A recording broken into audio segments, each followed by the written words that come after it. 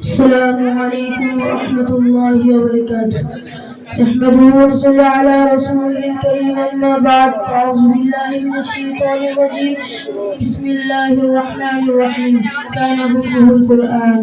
وقال رسول الله صلى الله عليه وسلم, অজগর শিক্ষা ইসলামী ছাত্র পাঠাগার কর্তৃক আয়োজিত মাসিক প্রতিযোগিতা ও পুরস্কার বিতরণী অনুষ্ঠানের সম্মানিত সভাপতি, সুদক্ষ পরিচালক, বিজ্ঞ বিচারক মণ্ডলী, সম্মানিত আসাদাজায়ে কেরাম এবং আমার সামনে বসে বাংলার দূর দূরান্ত থেকে আগত এক ঝাঁক পিপাসু ছাত্র ভাইরা, সকলকে আমার অন্তরস্থল থেকে শুভেচ্ছা ও মুবারকবাদ।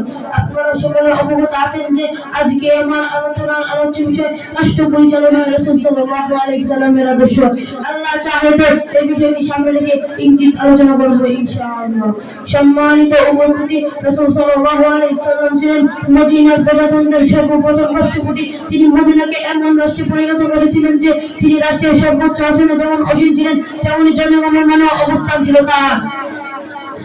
তিনি মদিনাকে এমন একটি লিখিত শাসনগ্রন্থ উপহার দিয়েছিলেন মদিনার শরৎ নামে, যা কেউ দিতে পারেনি। নীতি ও আদর্শের ভিত্তিতে তিনি রাষ্ট্রের প্রতিষ্ঠা করেন। তিনি কোরআন হলো সে আদর্শের মূল ভিত্তি। তিনি মদিনায় ছয়টি মূলনীতি নির্ধারণ করেন। ১. আল্লাহ ও রাসূলের আনুগত্যের ঊর্ধ্বে। ২.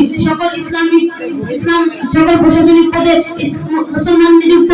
৩. ইসলামী সরকারের আনুগত্য অপরিহার্য। 4. জনগণের সরকারি সেবা অধিকার জনগণের থাকবে। ৫. রাষ্ট্রীয় আইন ইসলামী শরীয়ত অনুযায়ী হবে। ৬. আল্লাহ ও রাসূলের সিদ্ধান্ত চূড়ান্ত সিদ্ধান্ত। এই মূলনীতির ভিত্তিতে তিনি মদিনায় উন্নয়নের জোয়ার বয়ালেন। সম্মানিত উপস্থিতি, রাসূল সাল্লাল্লাহু আলাইহি ওয়াসাল্লামের রাষ্ট্র পরিচালনার একটি বড় আদর্শ ছিল তিনি ধনী গরিব, বড় ছোট, সবল দুর্বল সকলের উপর ইনসাফ করতেন। এত বড় নবী ও বাদশাহ হওয়ার পরেও তিনি অনাড়ম্বর জীবন যাপন করতেন। কখনো পেট পুরে খাননি তিনি। ক্ষমার গুণ ছিল তার মধ্যে। মক্কা বিজয়ের পর তিনি সাধারণ ক্ষমার ঘোষণা করেন। সমস্ত অপরাধের ব্যাপারে শাস্তির ঘোষণা করেন। জিনার ব্যাপারে হাতের ব্যবস্থা, চোরের ব্যাপারে হাত কাটার ব্যবস্থা, যেখানে সহানুভূতি প্রয়োজন সেখানে সহানুভূতি, যেখানে গভীরতা প্রয়োজন সেখানে গভীরতা করতেন তিনি। মোট কথা, তিনি ন্যায়নিষ্ঠ ও পরায়ণতার সাথে রাষ্ট্র পরিচালনা করতেন। সম্মানিত উপস্থিতি, তিনি রাষ্ট্রের মঞ্চনে যেমন শ্রেষ্ঠ রাষ্ট্রনায়ক ছিলেন, তেমনি ময়দানে ছিলেন শ্রেষ্ঠ সেনানায়ক। এত বড় প্রভাবশালী বাদশাহ হওয়ার পরে তিনি